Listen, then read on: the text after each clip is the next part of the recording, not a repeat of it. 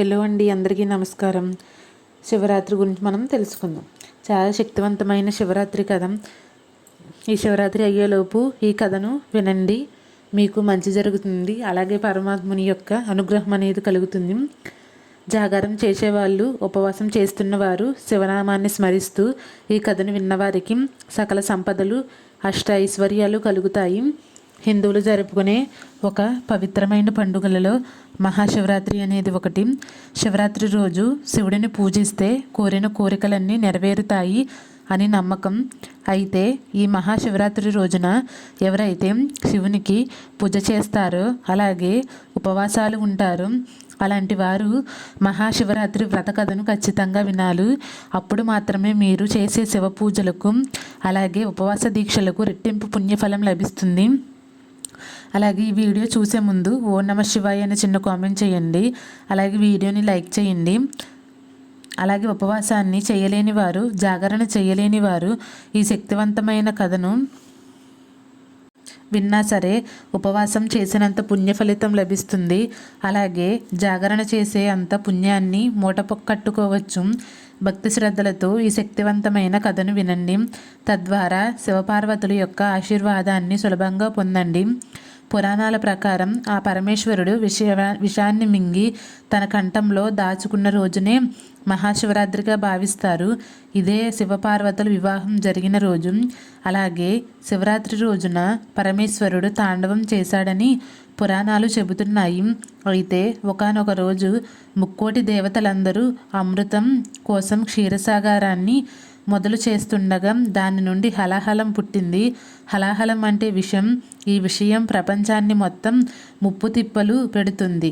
అప్పుడు దేవతలందరూ కలిసి శివయ్య దగ్గరికి వెళ్ళి ఏదైనా ఉపాయం ఉంటే చెప్పమని శరణు వేడుకున్నారు. అప్పుడు నిమిషం కూడా ఆలోచించకుండా ఆ హలాహలంని దిగమింగి తన కంఠంలో బంధించాడు ఆ పరమశివుడు. ఈ విష ప్రభావానికి శివుడు కంఠం కదిలిపోయి నీలిరంగులోకి మారిపోయింది.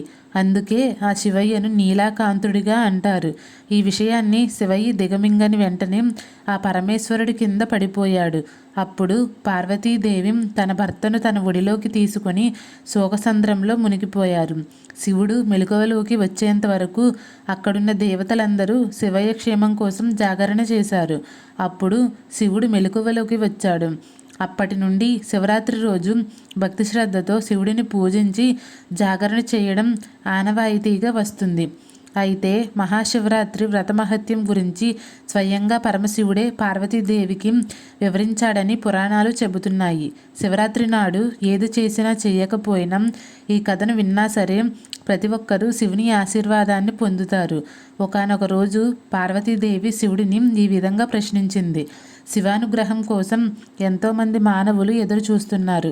మీ దయకు పాత్రులు కావాలంటే సులభమైన వ్రతం ఏదైనా ఉందా అని పార్వతీదేవి పరమశివుడిని అడిగింది. అప్పుడు ఆ పరమేశ్వరుడు పార్వతీదేవికి వ్రత విధానాన్ని గురించి ఈ విధంగా కథను చెప్పాడు. ఒక గ్రామంలో ఒక వేటగాడు ఉండేవాడు. పశువులను వేటాడి కుటుంబాన్ని పోషించేవాడు. ఆ వేటగాడు ఒక షావుకారు దగ్గర అప్పు తీసుకుని సమయానికి అప్పు తీర్చలేకపోయాడు.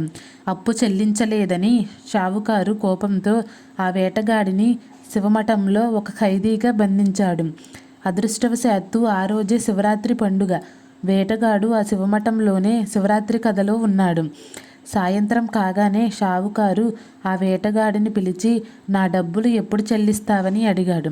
రేపు మీ బాకీ మొత్తం ఖచ్చితంగా తీరుస్తానని ఆ బయటకు అని చెప్పి ఆ చెరన్ నుంచి విముక్తి పొంది అడవిలో వేటకు వెళ్ళాడు. శివమఠంలో రోజంతా ఆహారం లేక బందీగా ఉండటం వల్ల ఆ వేటగాడికి బాగా నీరసం వచ్చి ఒక బిల్వ వృక్షం నీడలో పడ్డాడు. ఆ చెట్టు నీడలో ఒక శివలింగం బిల్వపత్రాలతో కప్పబడి ఉంది. కానీ వేటగాడికి అది తెలియలేదు. వేటగాడు ఆ చెట్టు కొమ్మలను విరిచాడు. చెట్టు కొమ్మను విరిచేటప్పుడు ఆ బిల్వపత్రాలు శివలింగం మీద పడతాయి.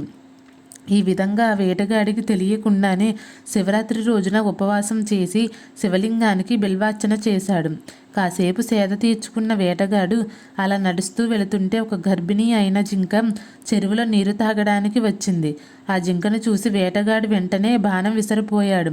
అప్పుడు అది ఇంకా వేటగాడిని చూసి నేను గర్భవతిని, త్వరలో ఒక బిడ్డను కంటాను.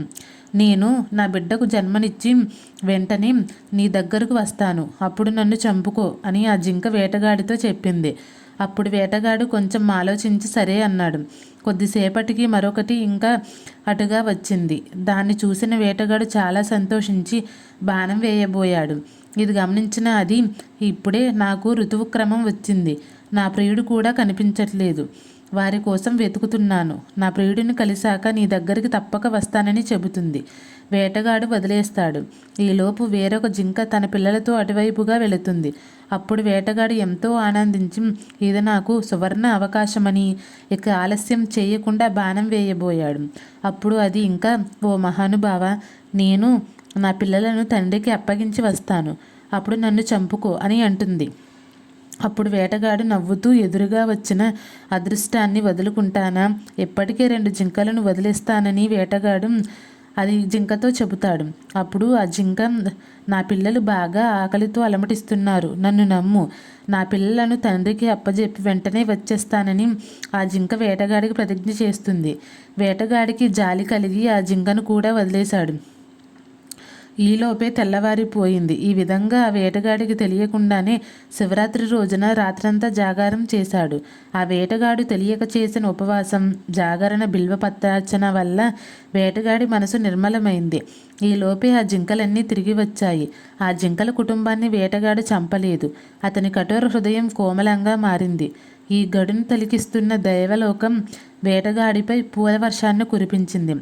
శివుని ఆశీర్వాదంతో వేటగాడు మోక్షం పొంది ధనవంతులు అయ్యాడు. కాబట్టి మహాశివరాత్రి రోజున శివుడిని పూజించి ఉపవాసం ఉండి జాగరణ చేసిన వారికి అంతులేని ఐశ్వర్యం లభిస్తుంది. అలాగే శివపార్వతులు అనుగ్రహంతో పట్టిందల్లా బంగారంలా మారిపోతుంది. మీకున్న కష్టాలన్నీ తొలగిపోయి అఖండ రాజయోగం వస్తుంది.